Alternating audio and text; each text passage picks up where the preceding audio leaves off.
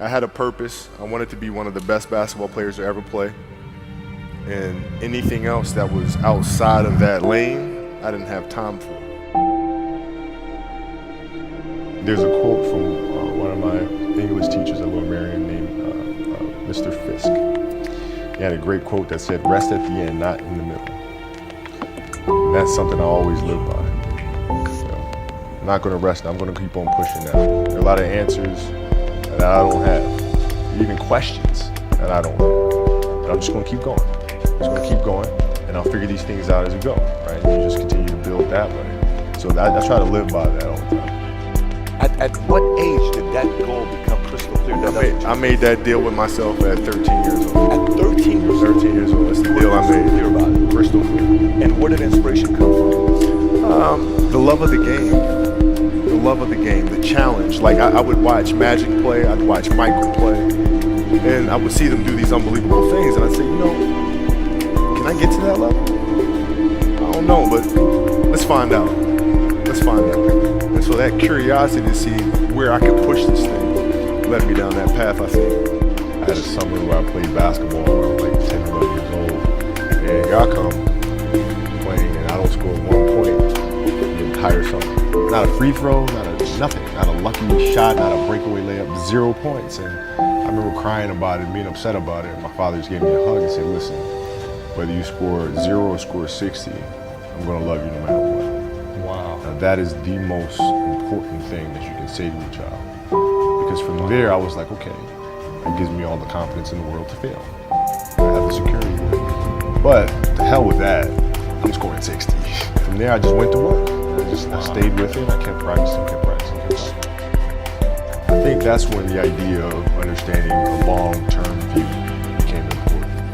Because I wasn't going to catch these kids in a week. I wasn't going to catch them in a year. Right? So that's when I sat down and said, okay, this is going to take some thought. Right? What do I want to work on first? All right, shooting. All right, let's knock this out. Let's focus on this half a year, 6 months, do nothing but shoot. Right? After that, all right, creating your own shot. You focus. So I started creating a menu of things. When I came back the next summer, I was a little bit better. I scored. Yeah, it wasn't much, but I scored. This is 12, 13. 12, 13. And then 14 came around, back half of 13, 14 years old, and then I was just killing everyone. And it happened in 2 years. And I wasn't expecting it to happen in 2 years, but it did, because what I had to do was work on the basics and the fundamentals. Well, they relied on their athleticism and their natural ability. And because I stick to the fundamentals, it just caught up to them. And then my body, my knees stopped hurting. I grew into my frame. And then it was game over. Wow. Were you always competitive from the day you were born? You were super competitive? Competitive with things that I participate in. So I'll put it to you this way. So basketball for me was the most important thing. So everything I saw, whether it was TV shows, whether it was books I read, people I talked to, everything was done to try to learn how to become a better basketball player. Everything. And so when you have that point of view, then literally the world becomes your library to help you to become better at your craft. So at 13 years old, I had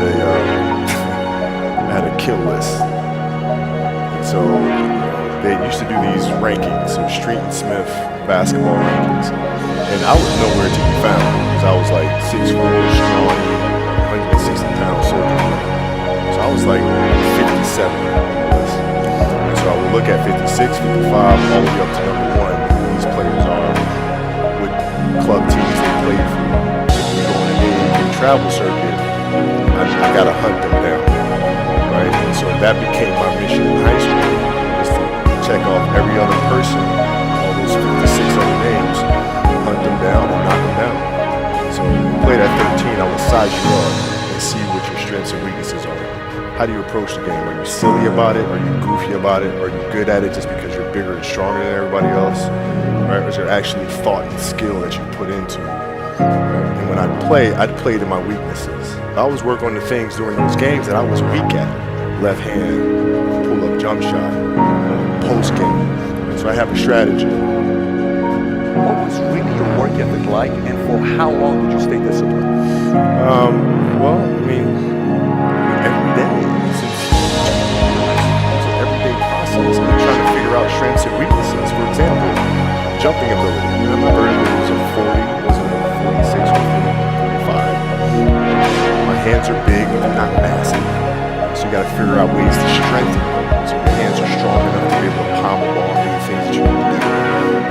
Quickness, I was quick, but not insane. I was fast, but not ridiculously fast. And so I had to rely on skill a lot more. I had to rely on angles a lot more. I had to study a lot more. And but I enjoyed it though. So like from the time I can remember when I started watching the game, I studied the game, and it just never changed. What does losing feel like to you? It's exciting. Why is it exciting? Because it means you have different ways to get better. There's certain things that you can figure out that you can take advantage of, right? Certain weaknesses that were exposed that you need to shore up, right? So it was exciting. I mean, it sucks to lose, right. But the hardest thing is to face that stuff. That's a really, really tough challenge. How did you get mentally and emotionally so strong where it doesn't bother you? Well, you got to look at the reality of the situation. Like for me, it's not, you kind of got to get over yourself, right? And then after that, it's okay, well, why did those air balls happen? Got it. I didn't have the legs. So you look at the shot, every shot was online. Every shot was online, but every shot was short. Right? I got to get stronger. I got to train differently. The weight training program that I'm doing, I got to tailor it for an 82-game season so that when the playoffs come around, my legs are stronger and that ball gets there. So I look at it with rationale. Say, okay, well, the reason why I shot air balls is because my legs aren't there. I go, well, next year they'll be there. You have to do the hard stuff and watch that game and study that game to not make those mistakes over and over again just because you weren't brave enough to face it. So you got to deal with it. Face it. Got to deal with it. Face it, learn from it. You don't want to have that feeling again, do you? Right? So you got to really study it, face it. And not to say you'll win the next time you face it, but at least you'll give yourself a better chance. Yeah. It's an obsessiveness that comes along with it. You want things to be as perfect as they can be. Understanding that nothing is ever perfect. But the challenge is trying to get them as perfect as they can be. And what can you do? It's in your control. So control what you can. You have this mindset, but how did you develop that? I don't know if that's what you call the Mamba mindset, but how did you develop that? And when did it start? It started in middle school and high school. Because a lot of the kids that I was playing against were inner city kids. So they're looking at me as if, okay, this kid's soft. They felt like they could try to be physical or try to intimidate me and do all this other stuff, which they couldn't, right? But now I'm saying, okay, well, you're trying to attack me. How am I going to attack you? How can I mentally figure out ways to break you down? How can I show you that, no, I have the edge, right? And so that's when it first started for me, is figuring out how to get the upper hand on an opponent that way. And what would you do to mentally break people down then? One of the things I would do is, while everybody would be at the cafeteria working, eating and doing some stuff, I just go back to the gym. So that was my way of showing them, I may be in the suburbs, but you're not going to outwork me. Wow. Like I see a lot of players take vacations with other players that are close friends. And they'll just take vacations just to take vacations, or just hang out just to hang out. Like I never did that. Why not though? Why didn't you do that? Well, because when I retire, I didn't want to have to say, I wish I would have done more. I don't want that. I played games with the flu. I played games with 102-degree fever, man. We had a game against Toronto in 2000, and Vince was tearing the league up. My back was jacked. So I would be in the layup line like, okay, there's a lot of days where you can rest and recover. Today ain't one of them. Your back can bother you any other day. That ain't bothering me today. He gonna have to see me today. You're playing against the Golden State Warriors.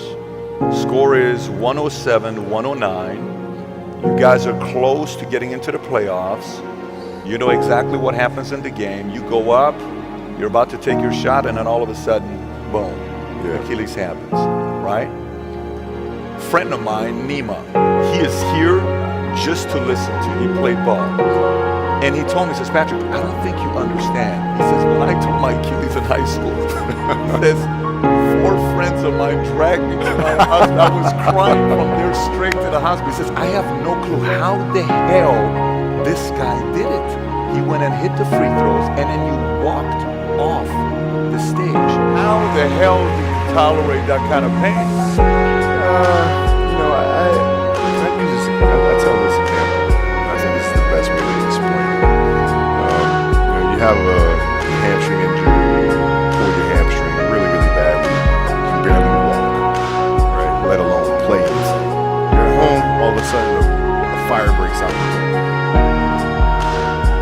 Kids are upstairs, wife is wherever she may be, going down.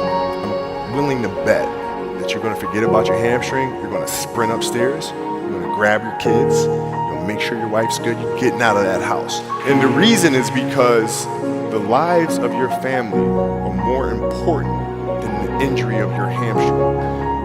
And so when the game is more important than the injury itself, you don't feel that injury. Not at that time.